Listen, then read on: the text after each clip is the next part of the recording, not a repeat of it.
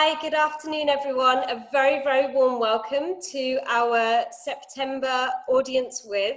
We are delighted today that we have the amazing Theo Paphitis joining us and speaking with our Managing Director, Gordon Merrylees, sharing intimate details around how he has built his empire, probably talking a little bit about football, but also answering your questions today. So as with all of our audience with events, as you will know, we will start with an interview where Gordon and Theo will have a conversation. We'll get to know a little bit more about the work he's been doing, his areas of interest, some of his successes and failures maybe. And then we will come to the audience and ask your questions on your behalf. So I would ask you to keep typing in your questions into the chat function. We will have an opportunity to ask as many of those as we possibly can. I would like to start by giving a little bit of an introduction to Theo, and I guess it kind of comes with, he's a big enough personality, not just in the world of entrepreneurship, but through the work he's done on TV, that most people will know about many of his ventures. So what I would like to start by saying is that we are so delighted to have Theo join us. I think the majority of the people in the audience would have watched at least a few episodes of An Audience With, and have seen you on BBC Dragon's Den as well. So really excited to have this opportunity for a more detailed and intimate conversation with you. We will also be coming out to everyone for feedback at the end of the session. So we will share a QR code with you all to give us your feedback as we continue to bring more amazing entrepreneurs through to you. This event today has been brought to you by NatWest, RBS and Ulster Bank. And you can find out more about the work that we're doing to support entrepreneurs by Googling Entrepreneur Accelerator and reaching out to one of our colleagues. But it's really wonderful to have you all here. Thank you so much for joining us. Gordon, I would like to come over to you. Thanks, Sharon, and good afternoon, everybody. Thanks for joining. It's fair to say that I'm delighted to, as always, to spend some time with Theo. We go back quite a number of years together. And we were together just recently in December when Theo spoke very kindly and supported a good friend of his and mine, Sir Tom Hunter, who's also recently done an audience with. And I will share with you just before I start Theo's first comments when we come on screen earlier is how many did Tom get in his audience, Gordon? So that competitive edge, Theo, is still there. You will see Theo pacing a little bit this morning. I'll cover that. He's actually hurt his back during the last few weeks. I think he said he kind of feels it would happen at the gym. So he's taking over, as he says, Mrs. P's living room. The camera is set up well. I can see you really well, Theo. And I do know that this afternoon's interview will be a wonderful extension of and supplement to the terrific work that you do every day, giving back and supporting entrepreneurs, Theo. It's good to have you with you, Theo. How are you feeling this morning?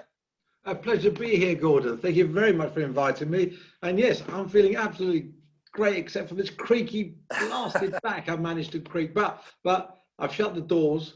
I've had to open the windows because it is a bit warm in here. So yeah, lucky you. Here. So Mrs. P goes around with a vacuum cleaner, and I said to her, for the next hour and a half, whatever you do not run that vacuum cleaner on outside this door. Guess what? Well, hopefully she keeps to that time.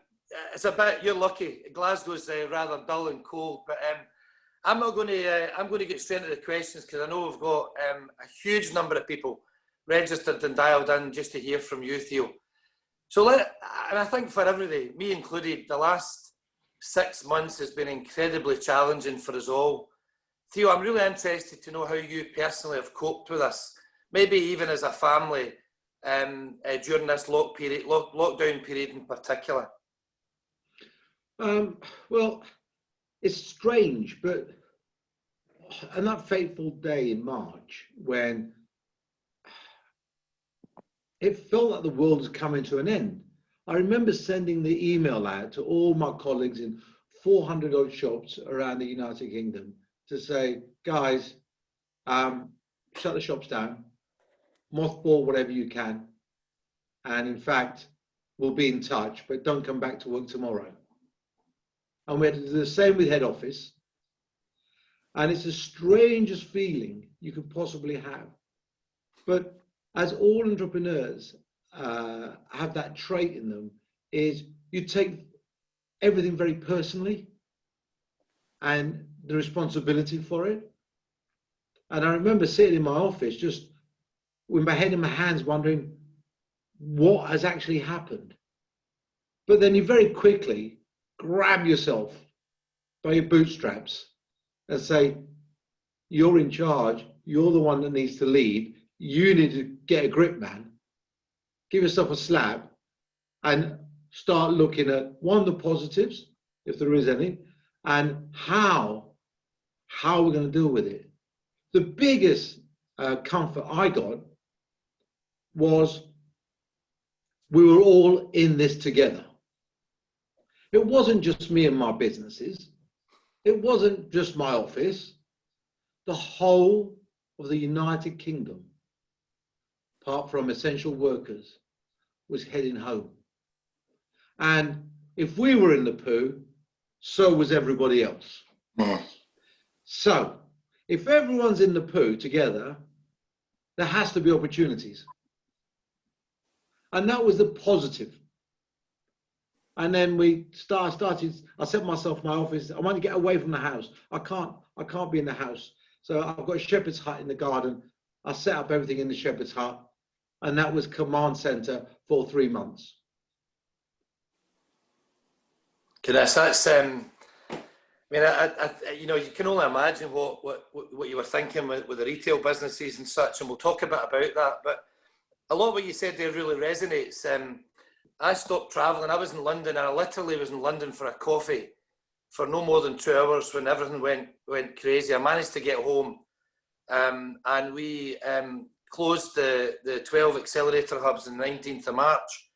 And as you said, Theo, you then start to hunker down and say, right, let's practice what we preach and teach, and put ourselves through that process. And we did very similar things and moved, you know, brought all the entrepreneurs in, but in a very digital delivery and distribution manner. Theo, just on that, looking back in the last 6 months, is there anything that you would retain and perhaps change behaviour, dare I say, forever? And maybe is there anything that you really miss that you cannot wait to get back to? Well, I'm going to start with your last question first. Yes, I can't wait to get out there, meet people for a coffee, meet people for lunch, right? Network. You know, your entrepreneurialism is about your stock is the people you meet and know and talk to. That's your stock.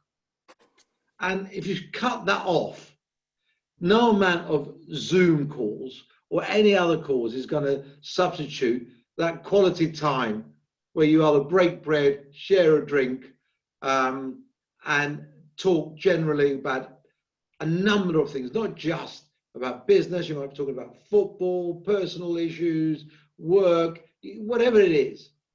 Nothing can substitute that. So, my God, I miss that. Me too. Yeah, so moving on, and you know, mind you, it's done wonders for my waistline. Moving on, this pandemic has caused behavioral change that is forever. Things will never be as they were. Yeah. So let's get absolutely used to this. Yep. It's never going to be the same again. Whatever you did that was brilliant and good prior March or prior April might not be as brilliant and good going forward. Stuff that was pretty poo prior April might also not be pretty poo now. So we need to open our eyes, broaden our horizons, take a look again, refocus, re-challenge, relook at what we're doing, because people's behavior and habits have changed. The lockdown has accelerated, in my view, and I've been saying this from week one, this will change retail and digital and accelerate it by at least 5 years. We have moved 5 years in several months. in the way we adopt other practices, digital practices. We would have got there, by the way. We definitely would have got there.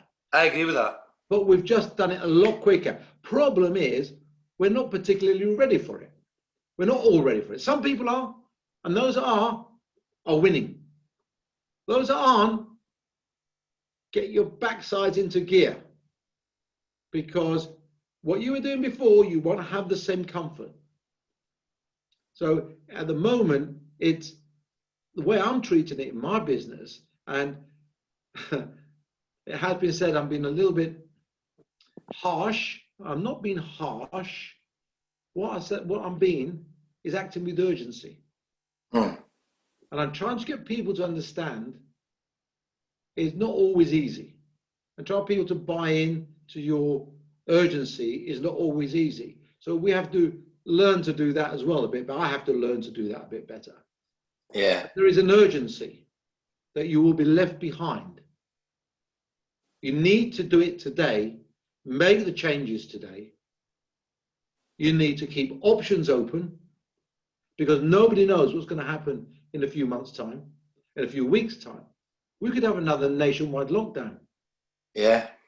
So you need to make the changes, you need to keep options, and you need to be agile.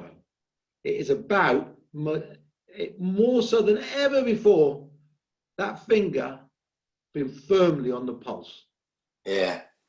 It's interesting. I said I would share some on both sides. So I don't miss the commutes. I don't miss the 4 a.m. starts. But I do miss those water cooler and coffee conversations that you talked about. And little simple things like, getting to the office, sharing ideas, asking, how would you deal with this problem?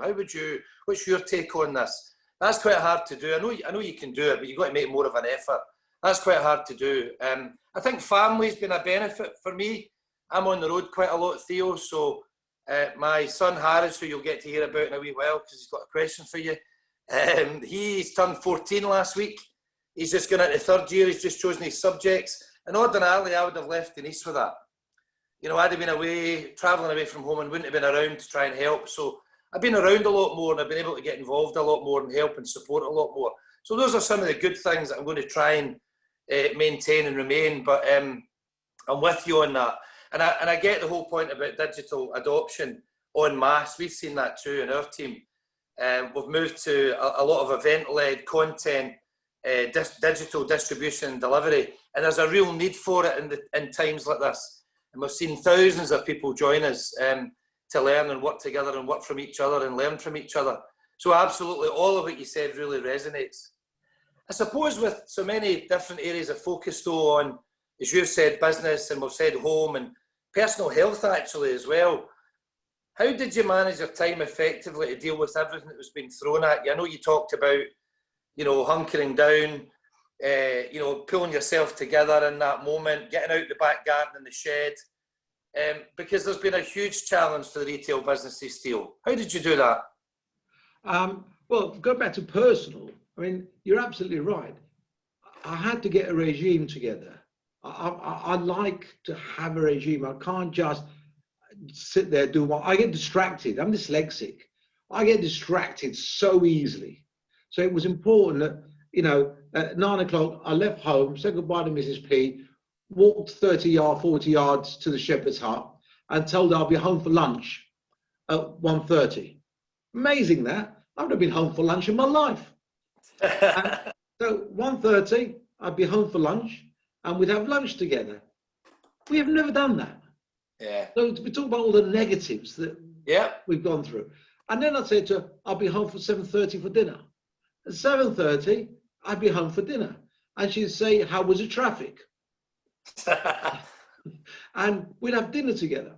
Now, these are some of the positives that have come out. And there's some other positives about lifestyle and work we'll talk about later, I'm sure. These are some of the positives. Then there's an exercise regime. So after we've had lunch, we'd go for a walk and get our exercise. And, you start doing these things. and you know, spending bit. I mean, God knows when I go to walk back to work properly, I think the dog's going to think it's been abandoned. Yeah, I totally agree with you. Ours is exactly the same. I mean, Gladys has never been so fit. So, you know, these are just some of the nice things that have come out of this. Yeah. And the ability to be flexible in your working in environment. And I think for me, I don't think I will ever throw myself in as deep now. Maybe it's just an age thing, as deep. There's going to be a little bit of balance in there now, that we can do things in a slightly less stressful way, let's say. Yeah. So that's been a very, very key thing for me. But you do need to organise. It's so easy to be distracted in this new way of working.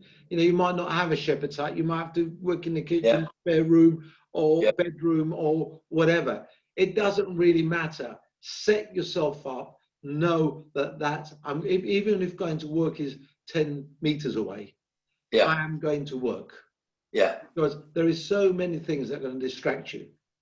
And especially with technology, the phone goes off, my watch goes off, the house phone goes off, you know, the doorbell goes. All, you know, Mrs. is going around with a Hoover, the husband is going around with a Hoover. You know, it doesn't really, someone's going around with a Hoover.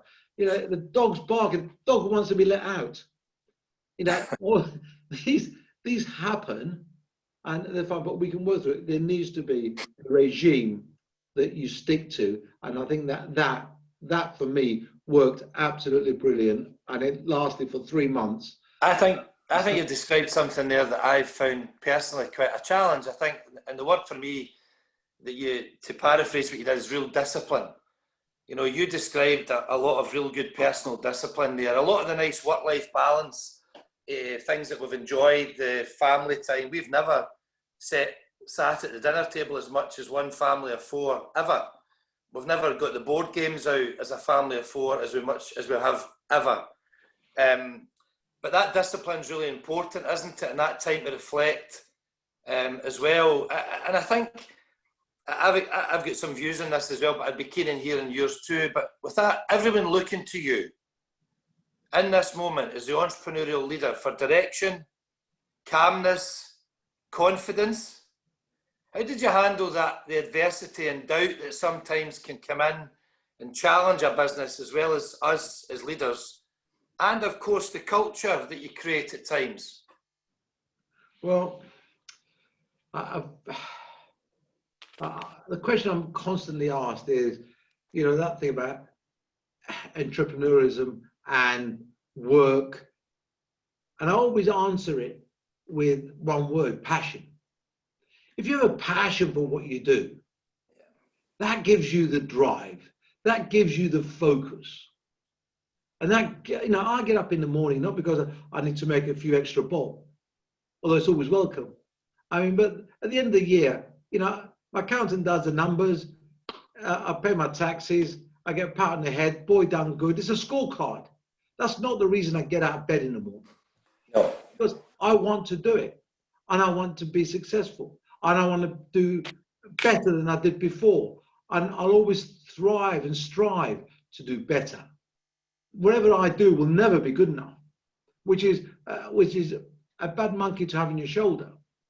Because, you know, you always feel that you could do better, and you want to stretch yourself to the maximum limit of your personal abilities. Now, if I get to the maximum of my abilities, then I suppose I will have to be satisfied with that, and I'll have to give myself a pat on the head.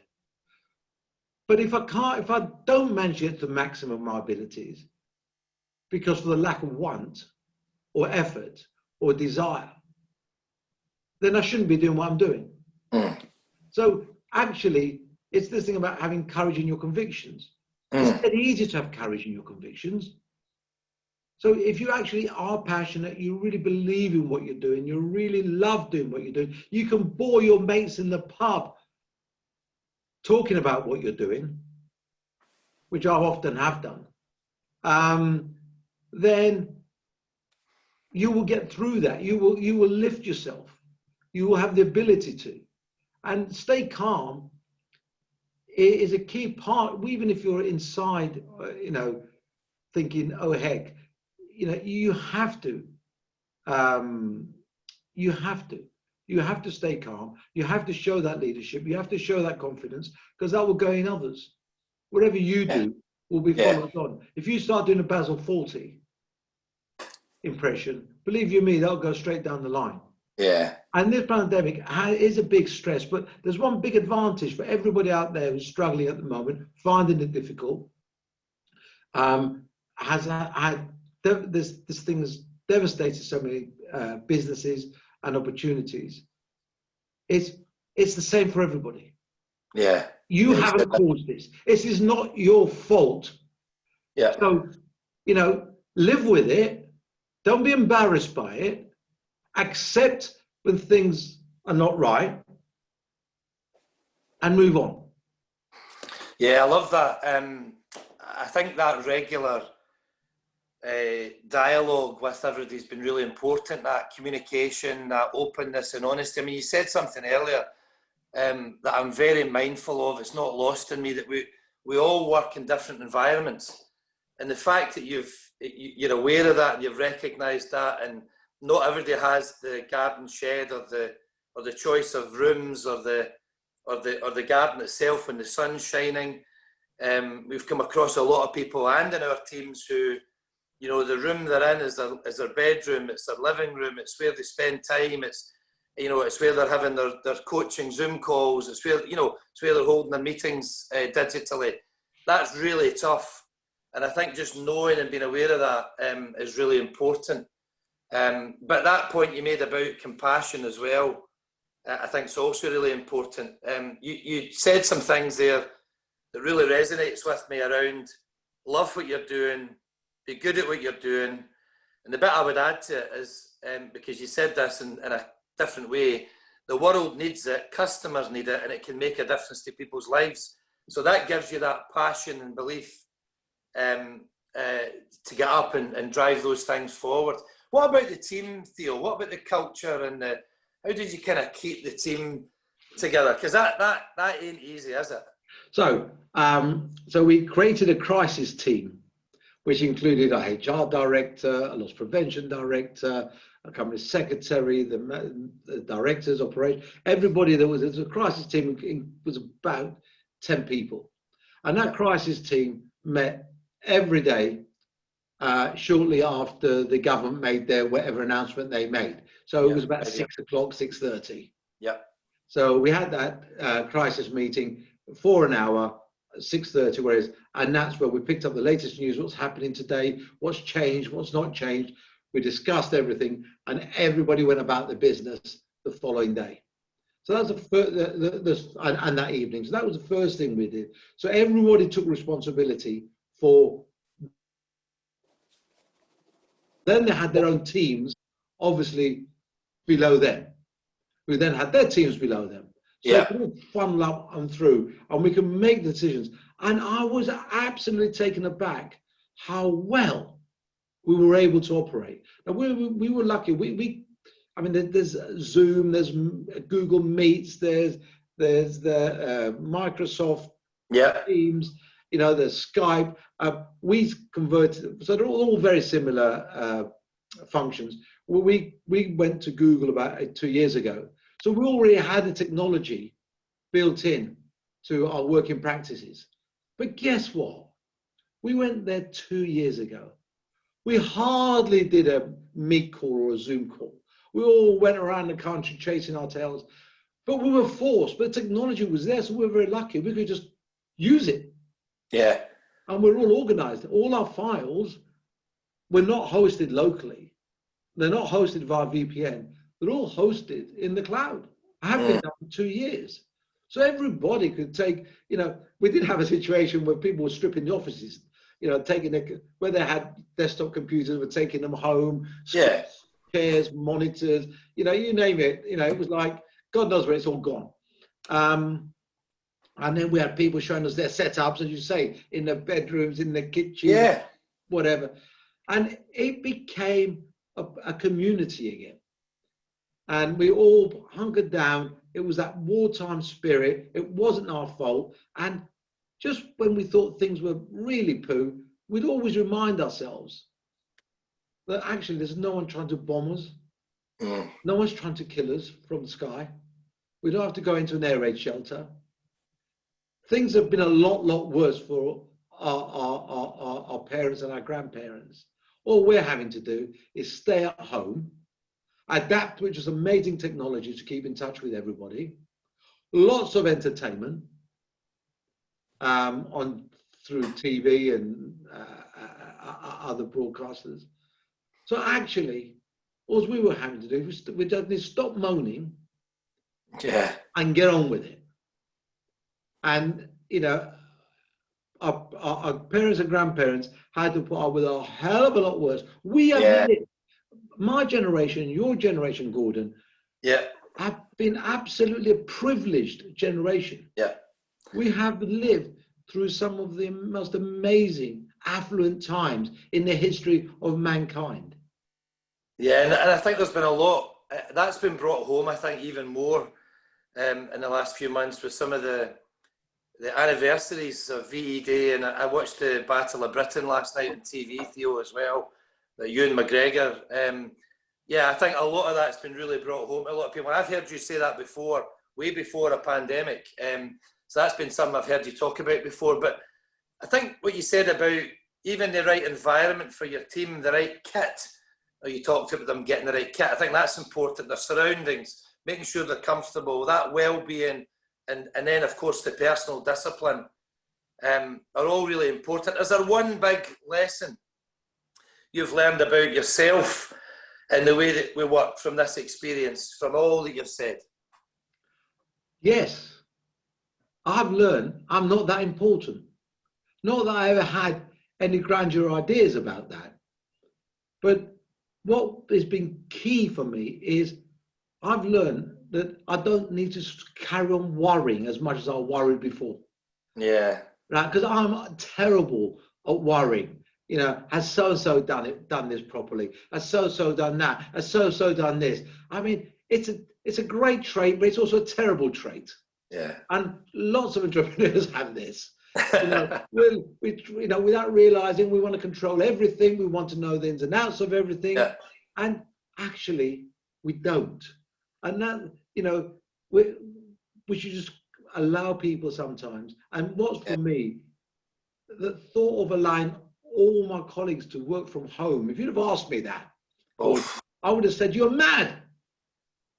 I've never been one for doing it, Theo. I have to say, I've always like you said earlier, I've always liked the work environment. So suddenly, we've had 50,000 of us working from home. So that's been quite a challenge. My entire team supporting 1,100 entrepreneurs that would have been in our physical hubs has been a real challenge. But that collaboration and connectedness, as well as other things you talked about, have been really important. We've had people in our team saying we've probably never known each other so deeply as we've learned about each other now.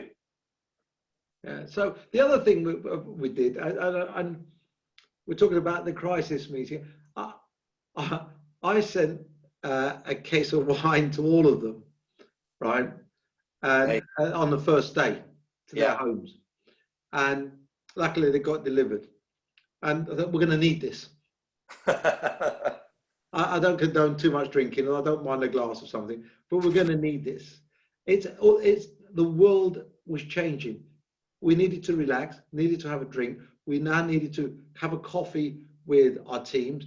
And the other thing we learned is that, you know, the whole team should get together, if not every day, every other day, just to have a coffee. There's no agenda. Just get a coffee, log on, chew the cud, and try and replicate some of those things that we talked about with the water cooler and so on. These are things that we learned. But the biggest learning is, if you give clear direction, you can trust people to deliver their work in their own environment. It's not easy, but people have become more and more adept, which of course goes back to one of my biggest bugbears, and I've been talking about this, not in the last 6 months, but the last 6 years. You know, government have really let us down insofar as connectivity is concerned. You know, we're talking about spending billions on high-speed HS2. Yeah. You know, we're going to spend billions on old technology. Technology that's hundreds of years old. Yeah. To transfer people from one part of the country to the other part where there's work. Well, you know what? Let people work where the children can go to great schools in green fields and the ability to have some quality of life, as long as you give them the connectivity to be able to do their job. Yeah. And this is something that I've been preaching forever and ever and ever and ever. And I do believe that this pandemic now has focused the mind of governments to actually get that done. Yeah, I mean, I think one of the things I've noticed, and so we used to talk about ecosystems being, you know, cities, regions.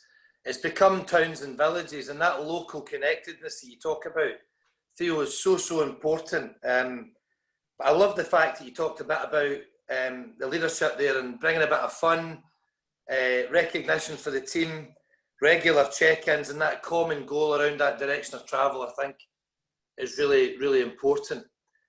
I'm pretty sure, you know, we've seen a lot of business models emerge for some. You've talked about that huge focus on digital adoption, and a lot of entrepreneurs having to pivot their business in at least some part of it right now. What would you say the most important things to focus on with that in mind when you're doing so? Back to what I said earlier, the rate of change. You've just got to not accept that whatever you were doing before was going to be relevant today. I know it's hard that 6 months later you were doing something really successfully rather, and now all of a sudden you need to challenge that. That's a tough thing to do. And the ability to be agile, keep options. You really need to look around and make sure you're bang up to date. There's so much change going on. This is really the time to be reading and contemplating and trying to understand what's happening out there, and not just burying your head down and beavering away. Head down and beavering away, there's a place for it. Yeah. Might not be right now. Yeah, that awareness and that reflection, but being really aware and mindful of those opportunities that exist. You've talked a lot about that, actually. Yeah, and there is, because things are changing. There's be a lot, call it crumbs, call it whatever. I've been very happy to take crumbs off other people's tables that they weren't interested in. I promise you in the past, and I made a very good living and living out of it. People will be having their eye off the ball. The ball will be dropped. There'll be opportunities. There'll be change.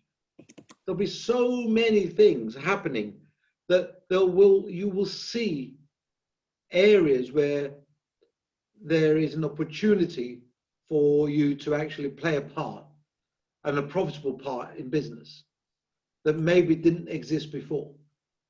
Or people were no longer doing. Yeah, you touched. It was a really good segue there, and I want to talk a little bit about your thoughts and reflections on your journey. Some key milestones, moments of pride, maybe even moments where it was tough, and you to dig deep as you've talked about, and maybe the key lessons we can share with the audience. I'll take you back to, I was reading up on your life story, and as an entrepreneur since the age of 12, when you started the school tuck shop, to acquiring Ryman in 1995, which is a constant jewel now in your retail empire, to the most recent success, which has become Chancellor of Solent University in Southampton. What are the key moments that define you, Theo? What are the milestones or moments of pride that really stand out for you? You started to touch on a little bit of that, which is why I wanted to bring you straight to it when you talked about acquisitions. But what are the moments that define? What are the milestones or moments of pride that really stand out in that period for you? Oh, that's a hell of a period, Gordon. I mean, that's like, As, that's my life. That's my whole life. 100%. School was never a good place for me. Right? I was a first generation immigrant. I was dyslexic, so picking up the language wasn't the easiest thing in the world. Verbally, I could cope with it, but then there was the written word was a real challenge. Numbers were fine. I was always good with numbers. That was never a problem. The family was in a difficult situation. I won't bore you with it right now, but there was a few tragedies on the way, and life was not clear. It was not constant. It was ever changing, and it was very much about survival. I've always said one thing about dyslexic people is that people said to me, why do so many dyslexic people end up being entrepreneurs and good entrepreneurs? The reason is they can't get a job anywhere else. So they have to do it for themselves, because academia has never been a strong point. But more importantly, they develop traits on the way to adulthood. And those traits, what kept me going as a kid was finding workarounds around problems. My inability to deal with day-to-day school, day-to-day life, in the same way as someone else might do. My friends would power through their homework in half an hour. I'd take 2, and I still wouldn't get it right. My friends would be able to concentrate in class and take on board what the teacher was saying. I was looking out the window. I was distracted. My friends could read a question off a page and understand what was being asked of them. I didn't have a Scooby-Doo. These are all challenges that you then had to deal with, and you find workarounds. You then leave school and you find that actually those traits, those finding workarounds, solutions, are really useful in life. When you out to the real wide world, you just need someone to give you a chance to demonstrate that. So I think my biggest achievement was getting my first job. No, I'm absolutely deadly serious. I sent hundreds and hundreds and hundreds of job applications in those days off. And I received hundreds and hundreds and hundreds of rejection letters. Yeah. Is that Lloyd's London? Is that the one you're talking about? Yeah. Yeah. And I actually got my first job as a T-boy filing clerk in a Lloyd's of London brokerage in London Bridge. Yeah. And the only reason I got the job is I'd never had a job before. The government were paying 1,500 quid to all employers that would take somebody on that's never had a job before. So I was free labor. So guess what the salary was? 1,500 quid. So I was free labor. So that was my first challenge. I could not, I was on the floor. My self-esteem, my confidence was shot to bloody pieces. And that job, the ability to be able to go to work in the morning was massive. But of course, the biggest thing about that was there was a young lady who was a receptionist in that organization who met me at the reception area and took me in for my interview. And she became my wife, Mrs. B. So I met her, so I had double whammy. Double whammy. 40 odd years later, she's still whamming me around the head when I don't do as I'm told. But you know, it was so that was a defining moment. Yeah, exactly. Personal and work. Yeah. And it's amazing what some confidence does for you. I was shit at the job, by the way. Sorry about the language, I forgot. Apologies. That's all right. I was really terrible. Who would give a dyslexic a job as a filing clerk? I made great tea though. I made absolutely brilliant tea. but I was useless. So tell us a little bit about, because the skills that you talk about that you learned there, and then I guess the big, as you said, there's too many to mention from a life perspective and journey perspective, but there was your first company, Property Finance, and then you went into, you acquired a major stake in a mobile telecoms company, NAG, and that seemed to really change things, because that led to the Ryman opportunity, didn't it? Yeah, I think it's about what I learned en route was I was very, very good at solving problems. Yeah. Right. And I go back to the traits that I've got and the dyslexia, and having spent all my life trying to get around life's problems. I was very good. It would never challenge me. So I was very good at going into businesses that had a problem. And I was very good at looking at it objectively, positively, and finding ways, even when I didn't know the answer. I always believed there is an answer. So all you have to do is go and look for it. There was no Google in those days. Yeah, no, exactly. I always believed that the answer is out there. Yeah. So the only thing I had to do is go and find it. How hard can that be? The biggest problem in any business environment where there's an issue is identifying what the problem is. Yeah. Because then you've got a chance of finding the answer. If you can't identify clearly what the problem is, you can't find a solution. So those were important to me. So the phone business, Ryman, they had problems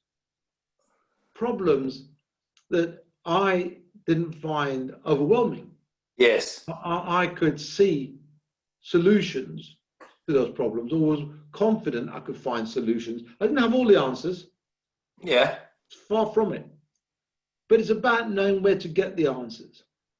It's about identifying what the issues were with those businesses. But retail for me, I moved on. When I said about doing the filing clerk business and T-Boy, I was brilliant. They loved me there. Till they let me go. They couldn't find anything. But I then went into retail. So I went working for Watches of Switzerland, which was in a shop in Bond Street, and Watches of Switzerland still exists today, run by another Scotsman. And for me, that was it. I went from where I was still struggling and having to walk around with a dictionary in my pocket. I really did. Mrs. P bought me shortly after she met me.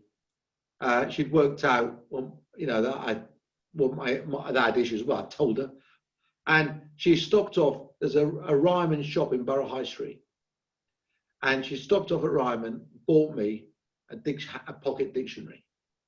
Goodness. And a calligraphy pen. Yeah. And she gave me the dictionary and the calligraphy pen and said, "There you go. Keep that in your pocket." I've still got the dictionary. She wrote inside it. Nice. 40 odd years ago, and I taught myself to write again. Yeah. But retail. But those are all really defining moments, and if you don't mind me saying, an awful lot of support along the way as well from someone who really clearly knew you well. So I think that's exactly what I think the audience are looking to hear. I'm interested in. Some would say entrepreneurship's a way of thinking, right? Some would say it's a mindset that's opportunity obsessed. It's leadership balanced. That self-motivation, Theo, that we know you for, that inquisitive nature, the problem solving, the desire to create something that can change a customer experience forever in the way that the world uses those products. As those opportunities were presented to you, post Watches of Switzerland and maybe when you opened the first Property Finance and beyond, how did you go about identifying the ones to move forward, invest resource, and maybe even funding in, and the ones not to? Well, funding wasn't in abundance in those days. So there was very little funding. So it was very much having to work from your own resources, and to be resourceful. Yeah. Is another word to use. And boy, was I resourceful. So traditional finance in the way we know it now, and traditional assistance didn't really exist. You know, you either borrowed from the bank, or family or friends, if you had family or friends, or you found money elsewhere, you know, or found credit. You just, it's always has been, always will be about balancing the books at the end of the day. During the day, the books might be seriously unbalanced, as it often was for me. I just had to make sure at the end of the day, whether that was the end of the week or whether it was the end of the month, that the books were balanced. Yeah. That was it. So yeah, there was a lot of this going on. And I'm not saying this because you know it's true. No, you're not. Well, I mean, know your numbers. But I went to, I opened, after I left school, a bank account with NatWest in Notting Hill Gate. And I'm still banking with NatWest in Notting Hill Gate. Nice. And the manager's name was Frank Moss there. And boy, it was an old traditional bank manager. Did I lead him a merry dance? He would always drag me in. And, you know, even when it was a bit like going before the headmaster. But he was tough, firm, but always added to the experience. He'd even buy me lunch. Yeah. And would talk to me. And he obviously could see something. Yeah. But I never always delivered on what I was hoping I would deliver.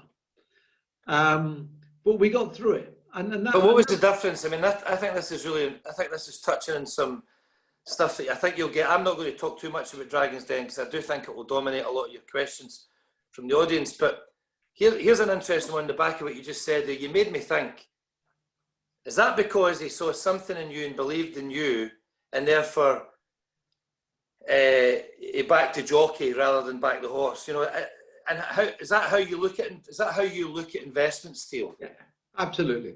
And I think that's exactly what he did do.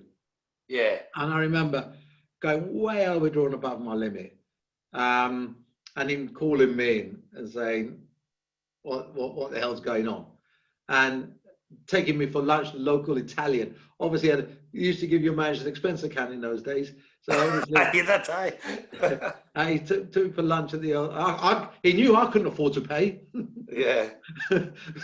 so he lunch at the local Italian there, where he was incredibly well known. So it's obviously his canteen. But going through everything with me, and at the end of it, do you know what? I left there I went there thinking, I'm going to get shot. It's, you know, God knows I'm going to get through this. I knew what liabilities I had coming as well. Yeah. But we talked it through, and then I gave him all the bad news as we went along. And, you know, we came up with a plan that involved me changing direction slightly in what I was planning to do, but also some help from him. Yeah. To support me. And we got through it. And those are key things. He obviously didn't give up on me, and he saw something in me, as I like to see something in other people. And I've often said, you know, a good idea with a bad person is no good to me. Yeah. An average idea with a really good person is good to me, because I can work with that person. Just going back to that, you know, you work with so many entrepreneurs. We know we can't always get those decisions right all the time. How do you deal with that when it happens? And do you have an example of, that's my best investment, or is there one that got away, or is it more about, it didn't get away, I just wouldn't invest in it, and why? I think that it didn't get away. You're absolutely right. If I wanted something, I would have bid for it, right? Yeah. I mean, people ask me that, which is the one that got away. It didn't get away. I just didn't want to work with that person. I'm sure that they went on to become successful, but it wasn't for me. Yeah. I decided, you know, quite a while ago, I'll only work with people I want to work with, that I can get on with, are like-minded, and the time I'm going to invest in them is time that I think is got good use for them and for me. Yeah. So I don't like to talk about the ones that got away. I don't talk about the ones that were great investments, because I've made some wonderful investments.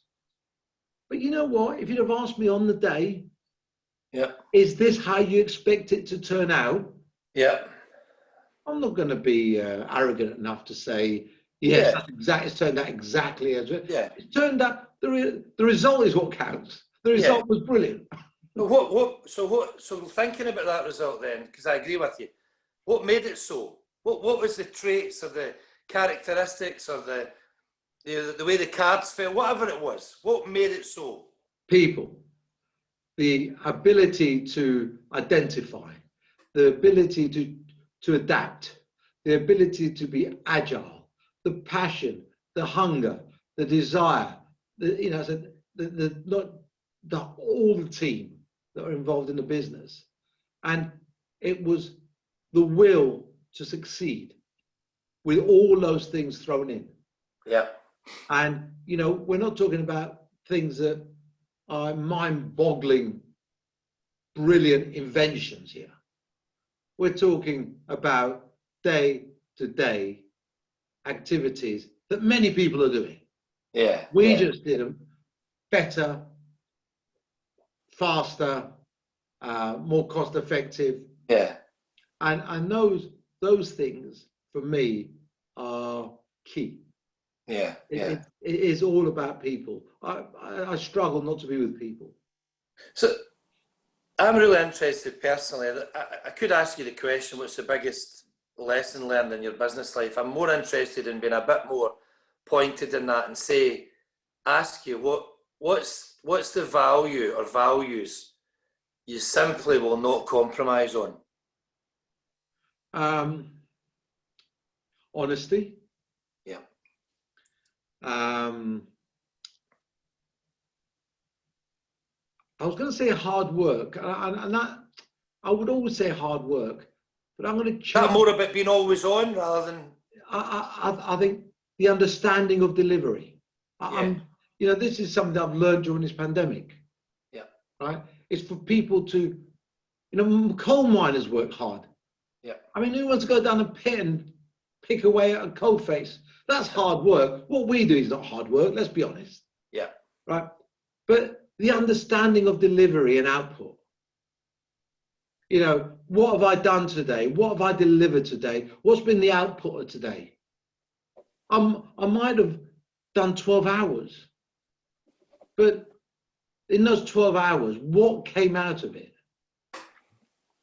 Could I have got the same delivery out of 6 hours or 4 hours? But it's people who listen, want to work as a team, the honest, that understanding of delivery, and have a passion for what they do. I want to be with people that have got passion, because that just breeds energy. I don't like oxygen thieves, people who just talk for the sake of talking. Yeah. And there's a real theme though of continuous learning, experimenting. You talk about the team and that feedback and support and speaking up, and I guess all of that, Theo, builds a load of trust as well. Is there a particular inspiration or role model that stands out for you? No, because I think everyone is very, very different. I'd hate for us all to be the same. I think every day I go out, I meet new people, and I would say without exception, on my normal, forget during this present time, on my normal activities, most people I meet, I get something back out of them. Yeah. I learn something from them. Yeah. Their traits, something in them that I think, well, you know what? That's really good. That's a good trait. So, but you're obviously open to that, and that's something that's in you, that you're mindful of. It is, because I don't know everything. In fact, I love to learn from other people. Yeah. That's really helpful. I'm conscious. I can see Sharon, but I know Sharon, I always say I've got the mic, and I've got one or two things I want to ask Theo, because I probably won't get the chance to do that again, Theo. Just so you know, we're good for time. The back's holding up, so we're actually. Yeah, good. Well, that's good. I know I can see at the moment there's 57 questions just been submitted in written form, so goodness knows how many that means. Theo, very, very quickly, and a very quick one, quick answer.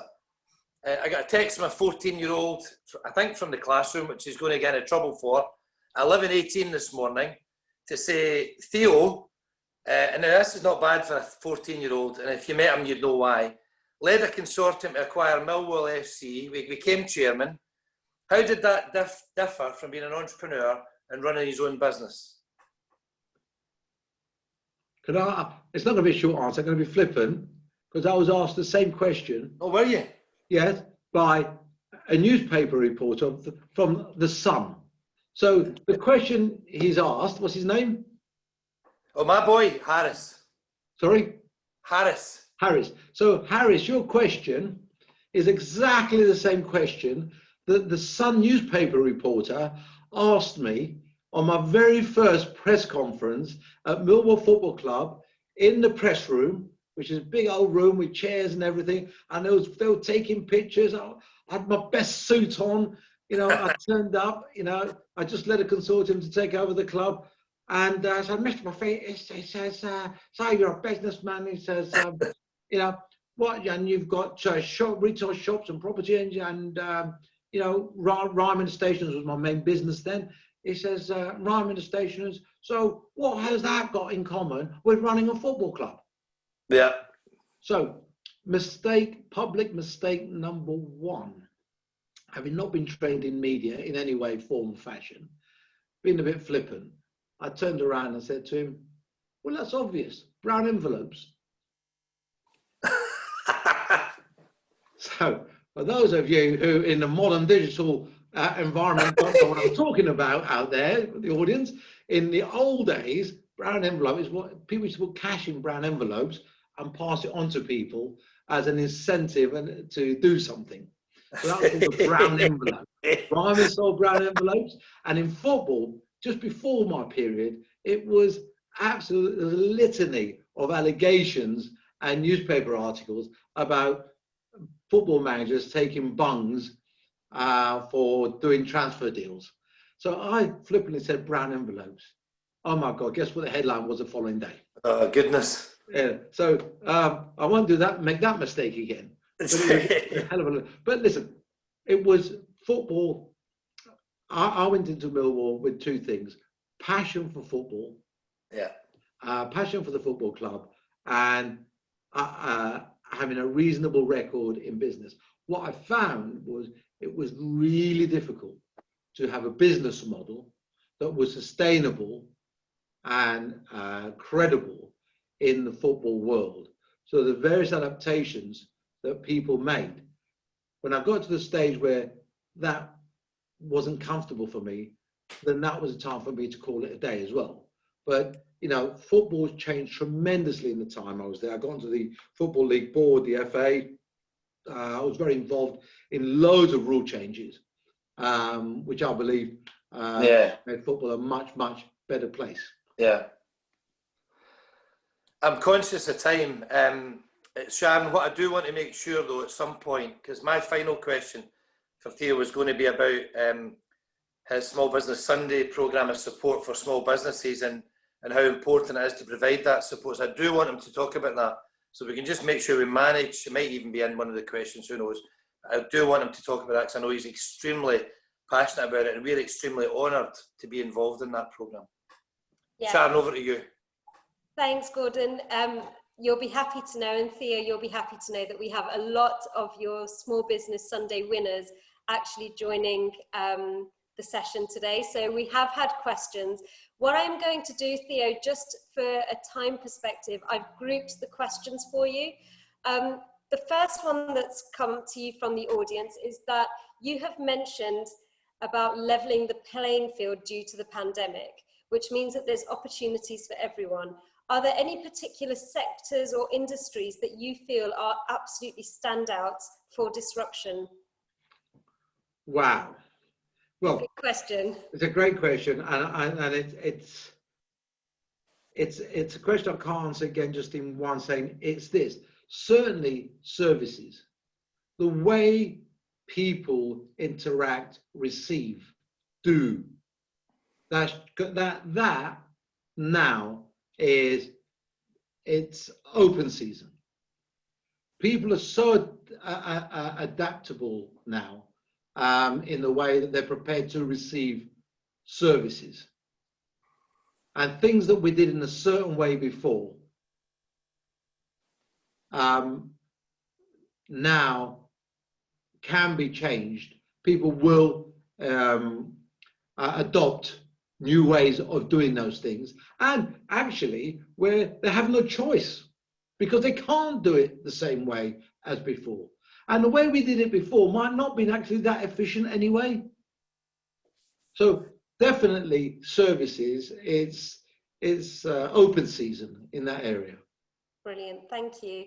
And so leading on to that same element of people being more open to receiving products and services in a different way, and that kind of closeness, what changes are you seeing in the retail industry? And a number of our Small Business Sunday winners have actually asked this question. What does it mean for them where high streets have been in decline for a number of years already? What's the future there, and what should retailers and products-based businesses be looking out for? Well, I think we're going back to the same. This hasn't changed. This is the same as it was pre-pandemic. It's just accelerated. So people, you can now, historically, you needed 200, 300, 400 shops around the whole country to actually give a service to your customers, right? And to reach customers. Huge capital expenditure, huge infrastructure. You can now do it from the comfort of your bedroom. You don't even have to handle the stock. You can just do drop ship. By drop ship, I mean you have an arrangement with a distributor that dispatches the product for you. So you become very much a marketing arm. Or you can have a product that's distributed by somebody else. You don't need to have your own warehouse. You can have your own product. There's so many different ways now to reach your customer, whether it's through social media, whether it's through PPC, and we've discussed this at our Small Business Sunday conferences in the last two years. So it's actually a lot easier now than ever before to get going.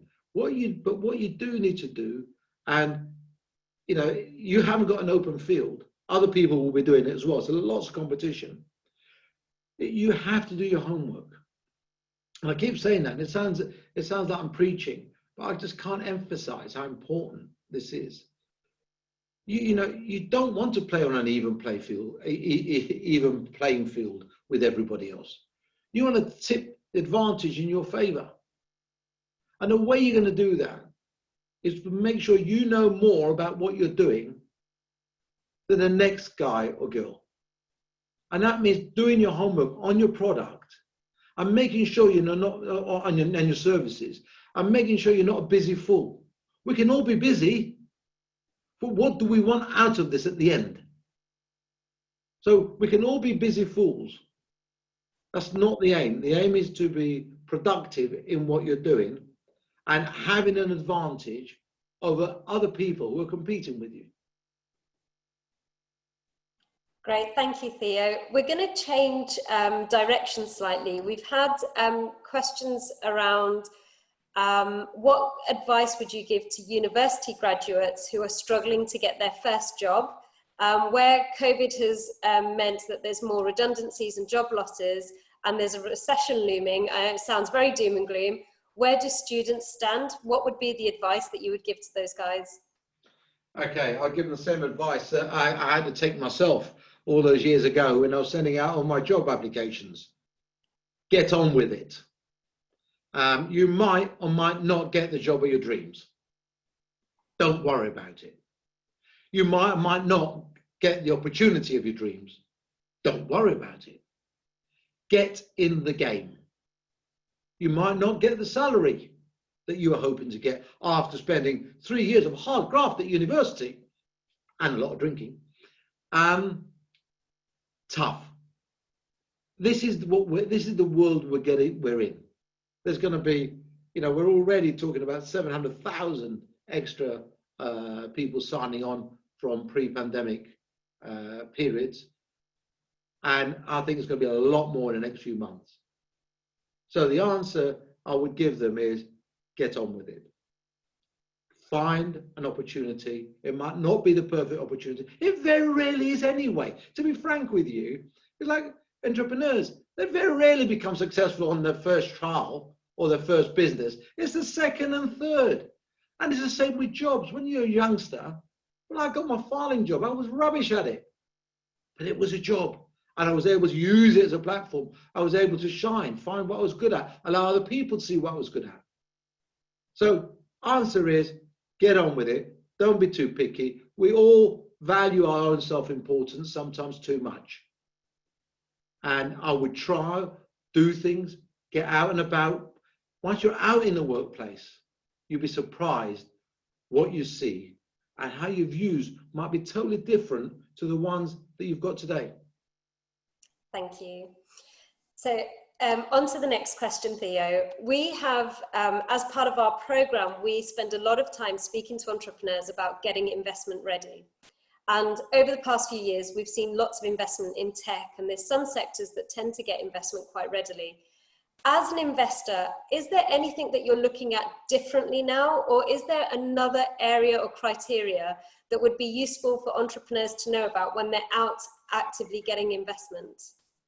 I think when anyone ever invests in a business, it's called an investment. You expect to get something back. And historically, it was always about what the P&L said in 3 years' time, 4 years' time, 5 years' time. I think what you look at today is people are looking for other things as well. They're looking for the things we talked about earlier. How your business will be relevant in 2 years' time, 3 years' time, 4 years' time. So you might not be able to deliver great profits in the short term. But how relevant is your business going forward? And I think that's the big question that I ask myself that on a daily basis. Because my businesses are, old industries. It's retail, bricks and mortar retail, though we have a very strong e-commerce side now. But we invested in that. But, I constantly ask, how relevant am I going to be? Forget how much money I'm making. I could be making a fortune today, but if in 3 years' time I'm going to go to zero, then it's not a great business to invest in. So relevance. Think about relevance. Brilliant. Thank you. That's fantastic. Thinking about your businesses that you've built, is there any business that you would love to relaunch today? And is there anything you would do differently with that? Well, obviously I would do everything different because things have changed. Would to relaunch today? No, because I never look back. I've enjoyed my experiences. I've learned from my experiences. They've molded me to who I am today, the good, the bad, and the ugly. And, you could take two identical Theos from the age of 6, put them through different experiences, and you'll get two very different people. So I don't sit back and wonder what if, because actually all the things, the good, the bad, and the ugly that happened to me, or of course to myself during that period, made me who I am today, and made me appreciate the things that I appreciate today and have the values that I have today. Great, thank you. Theo, more and more businesses now are very much focused on their purpose, and we see businesses make big impact. It's not just profits and sales and commercial value, but actually driving real purpose, driving real change. Are there any particular industries or any particular businesses that you're getting excited about that you feel are going to be game changers over the coming years? This is an old cliche, and I think pandemic has put a little bit of a dampener on it as people's focus changes, because we really have adapted our focus to a very short-term focus at the moment. which is fine, and you have to do that sometimes. And we've made a great job of screwing up our planet over the past 100 odd years. So screwing it up for another 3 or 6 months is, while we deal with the ability to be alive, to go forward, is not the end of the world. But sooner rather than later, we need to pick that up again and deal with it. Because when you look at the damage that we are causing, this pandemic is only a small clue to what could possibly happen to us going forward. And it's only, so this is we should take this as a lesson about what could possibly happen to us if we don't deal with our environment in a lot more sympathetic way than we deal with it today. And people, I think that whole industry, from a business perspective, is in some ways a no-brainer, because it will be more and more relevant going forward. Okay, thank you. And I think a lot of the entrepreneurs that are on the call today that are working within the environment will be really happy to hear that. I know as a bank, we have had a real commitment towards sustainability. And so it's really great to hear you sharing those views too. So Theo, I've got a couple of quick fire questions for you now. So they're pretty much yes, no answers, but these have all come from the audience. So the first thing is you've done business, you've done football, you've done TV, you know what's coming. Will you do politics? I would be a terrible politician. You know, there was this ancient Greek philosopher, right? Some of you might know him, some of you might not know him. His name was Clintos Iswoudos. And he said, that's Clint Eastwood, for those of you who didn't pick that up on that. He said, a good man must know his limitations. And I subscribe to that. I would make an appalling politician, because I can't sit there, as I've been watching for the last 6 months, politicians on television, on BBC News, Sky News, all the other news channels, trying to defend the indefensible and people not roasting them. I mean, it's embarrassing. And I just go, you know, if it waddles like a duck, quacks like a duck, it's a duck. You know, there was one on this morning. I'm not going to get in there, but, you know, so I'd be a terrible politician. Maybe that's what politicians need right now. Well, we'll see. But is the public ready for it? Possibly. So the next one is a comment, and I have to share this with you. One of our entrepreneurs have said that they love your painting on the back there. It's been standout. So there's a compliment there for the painting. We want to know the origins and if there's a story behind it. Yes. It was painted by a guy called Paul Oz. So Paul, if you're listening in, and he did that, and it's signed by me, and he did it for Comic Relief, and he did 8 limited editions with red noses.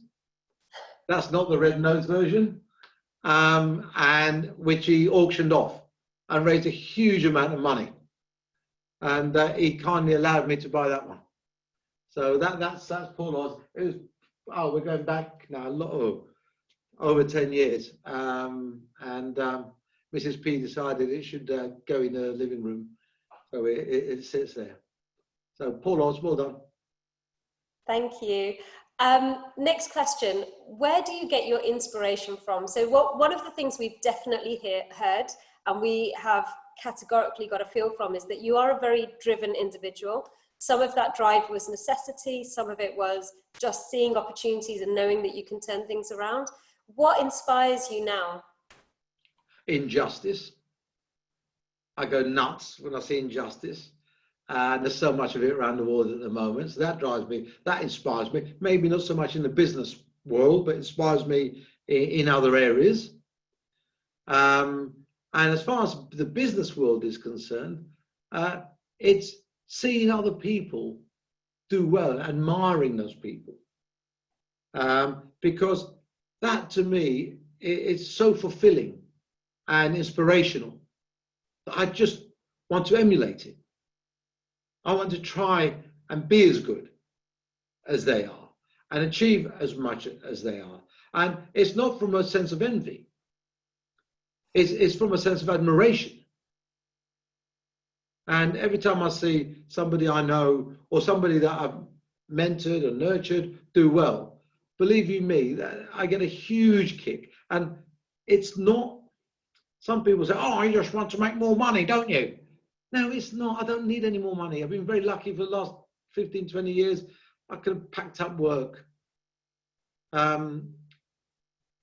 It's a scorecard. The money's a scorecard. It's a sense of success. But that's the sense of success in business. In other parts, what we talked about, whether it's injustice or environment or things like that, then there's other scorecards and other measures that turn me on, that I use and strive, that give me the energy. Brilliant, thank you.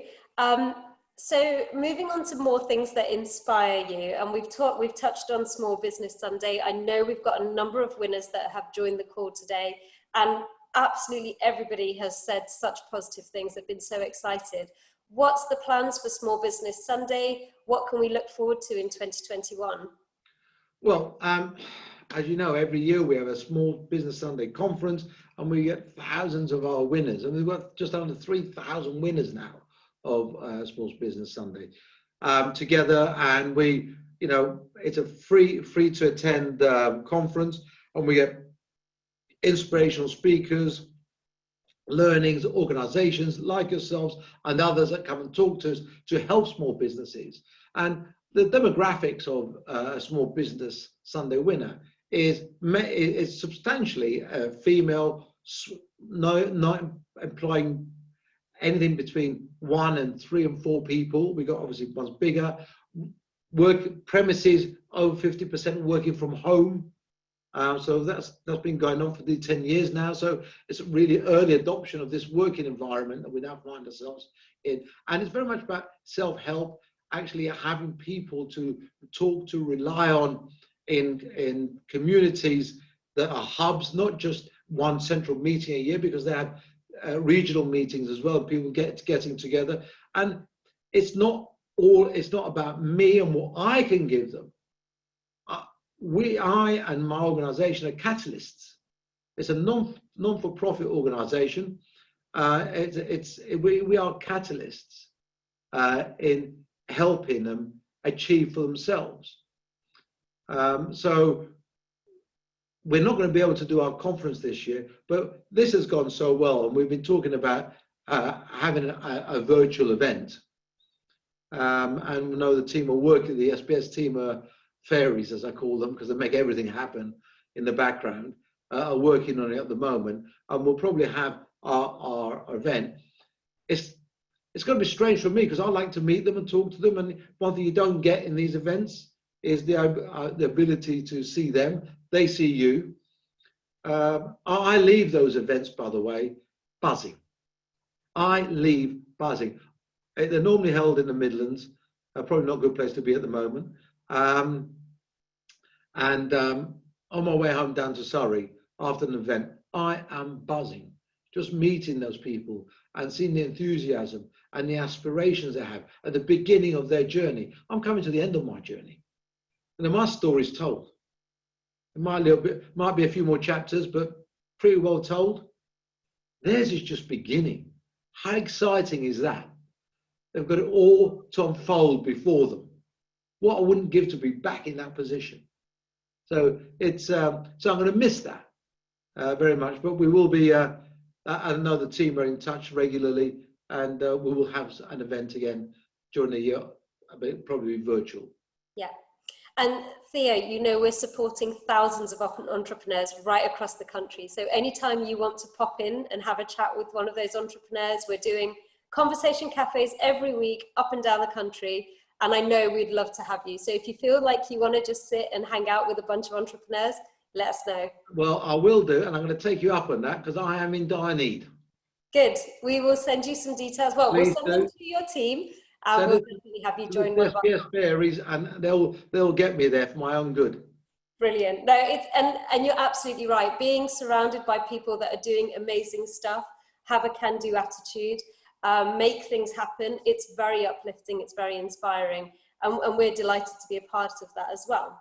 So going back to the questions, and I'm just going to address the audience for a second. I know there's loads and loads of questions coming in. We've got 7 minutes left. What I'm trying to do is focus on the questions where you can specifically get the answers from Theo. Some of the questions that you've put through, take it back to your community, take it to your hub, take it to your coaching sessions. But I'm looking at the questions that are specifically for Theo. So on that note, Theo, next question is, you've spent so much time supporting small businesses and you absolutely value those early days, that almost that honeymoon period. But there's definitely some challenges for small businesses, in particular when it comes to payment terms, winning larger contracts, being able to fulfill deals. What's your top tips for entrepreneurs that are at the early stage that are perhaps just feeling that they're not able to get the reach that they need, or they're still a little bit too small to nail the big contracts? Is there anything in particular they can do to make that switch? Well, number one, I wouldn't lower my aspirations, because that's what drives you. That's a dream. That big one is a dream that we've all looked for as small businesses. I started as a small business. I promise you, whilst I never actually got the big one, that was the one that drove me. But I got lots and lots of small ones on the way. And so do not lower your aspirations at all. There's blatantly been difficult times, and still are difficult times. Credit insurance is a nightmare at the moment, to get credit insurance. Government, I've talked about it, they've enacted some form of legislation, but they haven't actually implemented it. That does make it difficult for small businesses to buy things and then be able to sell them. Credit facilities, very difficult. Payment terms. We have a principle within our organization that we have different types of payment terms for small businesses and large businesses, because don't forget, we have to survive as well. So it's not because we're a medium-sized family business. That's what we are. But we have lots of suppliers that are small businesses, and we have some suppliers that are huge public businesses with deep pockets and shareholders with huge pockets, and banking facilities are undrawn. So we don't mind taking credit from them.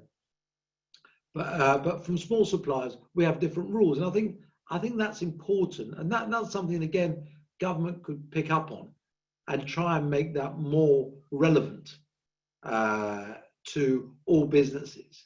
Make sure that people, 60 days is a long time to wait for payment.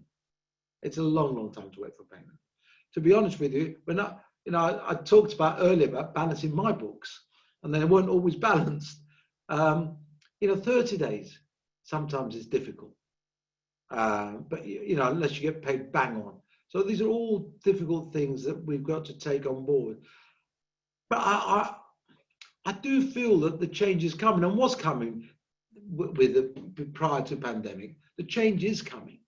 We are a lot more understanding now of the pressures and the issues faced by small businesses, and it shouldn't be beyond our ability as responsible, sustainable businesses to deal with that. In fact, compared to the other challenges that we're going to face in that area, this should be the least of our problems. Great, thank you. So just final questions, and we have to spend a little bit of time talking about Dragon's Den. So these are quick questions. The first one is, do you have a favorite dragon? Oh, wow, that's not fair. You get asked if we have a favorite entrepreneur all the time. So, well, I suppose that the person I'm closest to is Deborah. So she's probably the closest one, and we still see each other quite very regularly, do things together. So yeah, in fact, in fairness, she was always the brightest anyway.